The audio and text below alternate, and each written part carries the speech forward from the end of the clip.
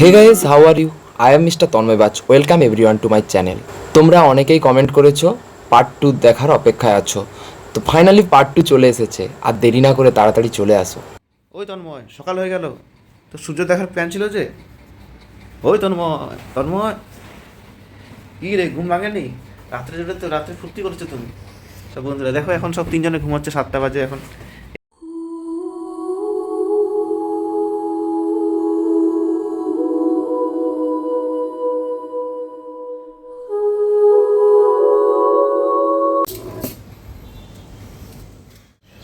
Good morning Tanmoy. Good morning. কেমন কাটলো আপনার শেষ যে দিনটা কাটালেন ওল্ড দীঘাতে? বন্ধুরা, আমি একটাই কথা বলবো, ওল্ড দীঘাতে সেই কেটেছে, সেই ব্যালকনি থেকে তোমরা একটু জুম করলে দেখতে পাবে একদম কাছেই সমুদ্র। যারা মনে করছো বাইক নিয়ে আসবে, তো তাদের জন্য একটাই কথা বলবো, ওল্ড দীঘা, ওল্ড দীঘা। এখন একটু চা খেতে যাব, তো ফ্রেশ হয়ে দেখা হচ্ছে তোমাদের সাথে। হে গাইজ, দুজনে রেডি হয়ে গেছি, যাচ্ছি। ওদের দুজনকে খুব ডাকলাম, উঠলো না, এত ঘুমোচ্ছে। তার ঠিক আছে, ঘুমোক। ওদের জন্য কিছু টিফিন নিয়ে চলে আসবো। তো আমরা এখন চা খাবো আর হালকা করে একটু টিফিন করব, দেখি কি পাওয়া যায়। তো তো বাসু এখন বাইকটা বের করছে। পার্কিংয়ের জায়গাগুলো এত ছোট, ধীরে সুস্থে একটু বের করতে হয়। এখন ঘড়িতে বাজে 8টা। কিছু খেয়ে নেব, তারপর যাব একটা হোটেলে রুম দেখতে। কেন কি এই রুমটা ছেড়ে দেবো কিছু প্রবলেমের জন্য। প্রবলেমগুলো তোমাদের বলবো। রোডে এসে গেছি, এদিকে সূর্যের তাপও ক্রমশ বাড়ছে। বন্ধুরা, প্রবলেম বলতে যেটা, এদের প্রথমত প্রচুর রুলস রেগুলেশন। দ্বিতীয়ত আমাদের যেগুলো প্রোভাইড করার কথা প্রথমে, সেগুলো সব আমাদেরকে বলতে হচ্ছে, বলে বলে সার্ভিস নিতে হচ্ছে, এমনটাই। यही वो जगह है, यही वो फिजाएं, यही पर कभी आप हम से मिले थे।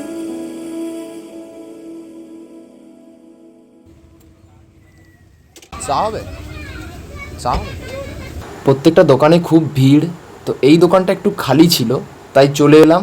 বাসু ওইদিকে বাইক লক করে আসছে। তো জিজ্ঞাসা করলাম কি কি খাবার পাওয়া যাবে। দিদা বলল ঘুগনি মুড়ি, পরোটা। তো আমরা পরোটাই বেছে নিলাম। কিন্তু সেই পরোটা দিতে যে এত লেট হবে, তো এত পরিমাণ খিদে পাচ্ছিল, চোখ মুখ শুকিয়ে গেছে। তার উপর বন্ধু বলছে তোর কিছু বলার আছে। আমি বললাম আপাতত কিছু বলার নেই। खाने को दे रे, खाने को दे रे। ऐसे खाऊंगा, ऐसे ऐसे चाट जाऊंगा सारा खाना ऐसे তো ऐसे। ফাইনালি সবাই টিফিন করে জিনিসপত্র প্যাক করে চলে এসেছি নতুন হোটেলে, গ্রিন হাউসে। রুমটা জাস্ট ঘুরিয়ে দেখাবো বন্ধুরা তোমাদেরকে।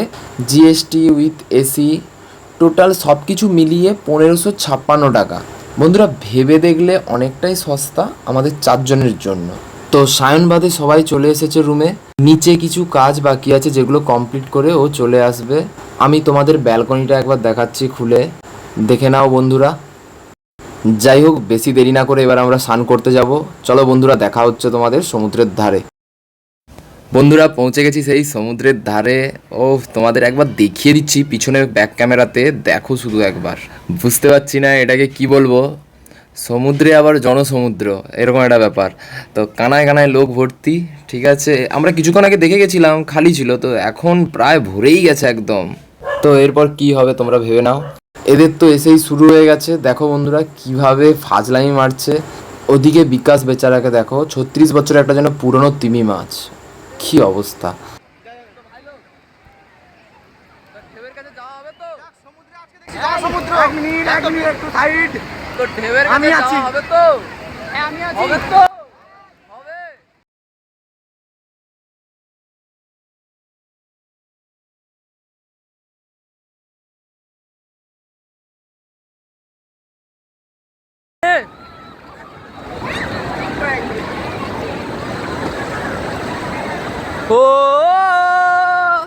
বাহুবলী স্টাইল, বাহুবলী।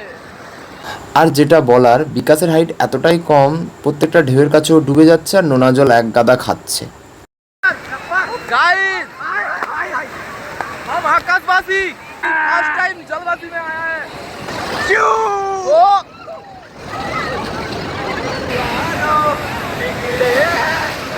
अपना है तारीफ बड़ा जिस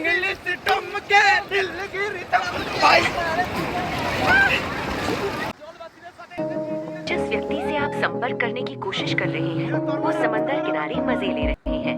क्यों ना आप भी कहीं घूम आए और कुछ देर बाद कॉल करें। रब्बा ने तुझको बनाने में कर दी। ওই বিশাল বড় হয়ে আসছে ও পাশে পাশে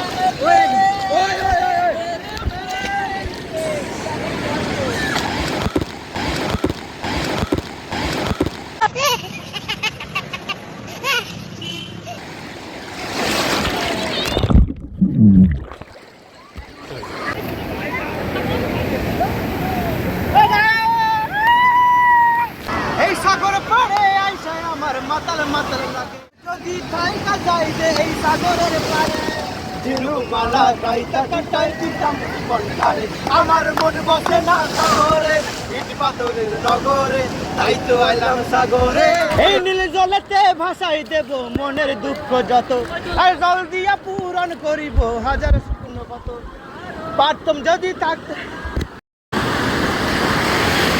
বলুন আপনার কেমন লাগছে বলুন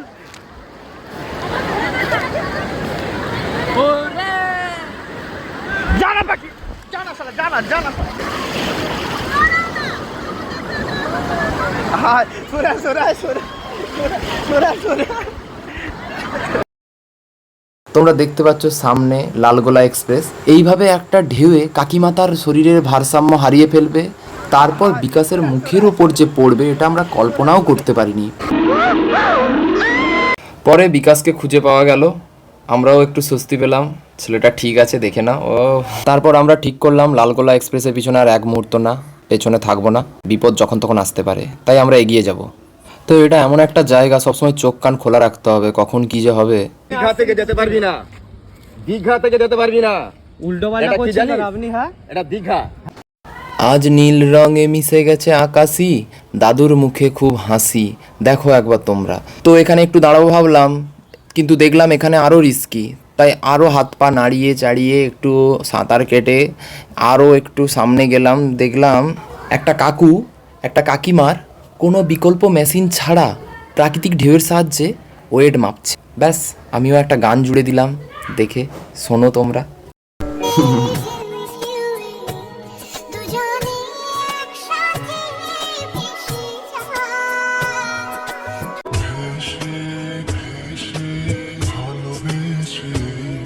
সারা জীবন বাঁচতে চাই।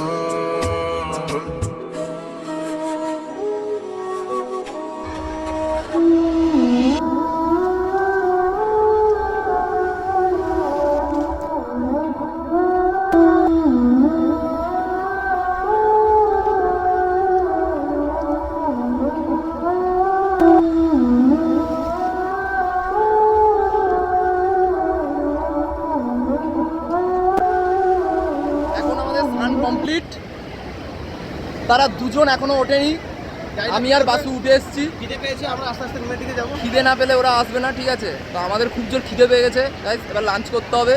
তো আর বেশি দেরি না করে আমি উঠে চলে এসেছি, এবার রুমে যাব ডাইরেক্ট। রুমে গিয়ে ডিরেক্ট চেঞ্জ করে খেতে যাব।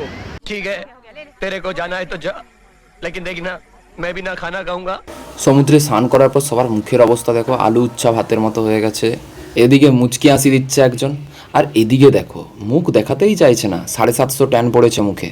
একদম প্লেন সবজি ভাত চলে এসেছে। তো সবার এত পরিমাণ খিদে পাচ্ছিল বলে বোঝাতে পারবো না, ভাই লোক সব খাওয়া স্টার্ট করে দিয়েছে। তো লাঞ্চটা অসাধারণ ছিল। তারপর খাওয়ার পর একটু মৌরি না হলে চলে, তো গদগদ করে একটু মৌরি চিবাতে চিবাতে চলে এসেছি নিউ দীঘাতে এটিএমে। মহাজনের টাকা তোলা হয়ে গেছে এটিএম থেকে।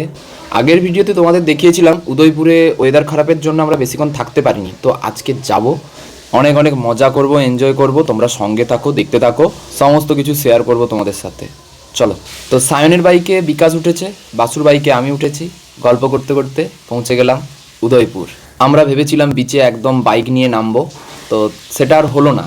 এখানে পার্কিং জোন আছে, 20 টাকা দিয়ে তুমি তোমার বাইক রাখতে পারবে। তবে হ্যাঁ, হেলমেটটা তোমার নিজ দায়িত্বে রাখতে হবে। এদিকে পাথর দিয়ে পাড় বাঁধানোর কাজ চলছে, তোমাদের একবার ব্যাক সাইড করে দেখিয়ে দিচ্ছি।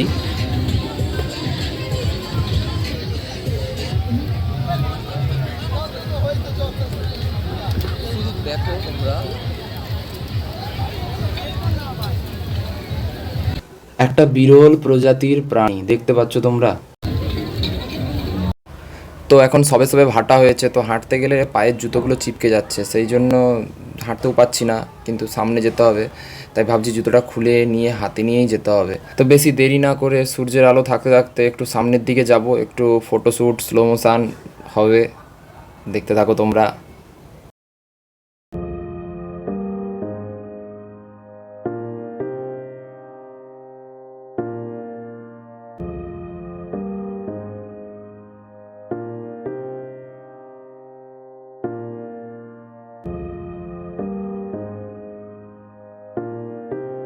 তো ফটো তুলতে তুলতে হঠাৎ মাঝে মধ্যে একটা করে বড় বড় ঢেউ এসে যাচ্ছে এমন, তো পেছনে পুরো বালি উঠে যাচ্ছে, তো আমার প্যান্টে বালি লেগে যাওয়ার জন্য ঝাড়ছি, কিন্তু এদিকে ছবি তোলা আর শেষ হচ্ছে না। যাই হোক, শেষমেশ ছবি তোলা শেষ হয়েছে, ওইদিকে ডিজে গানের একটা আওয়াজ, নাচতে চলে গেলাম।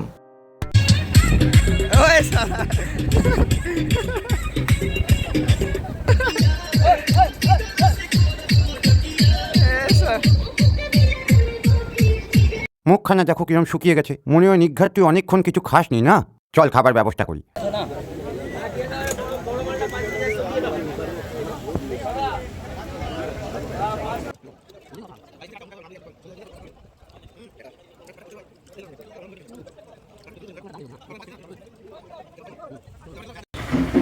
যতগুলো সি ফুড নিলাম সবগুলোই অসাধারণ ছিল।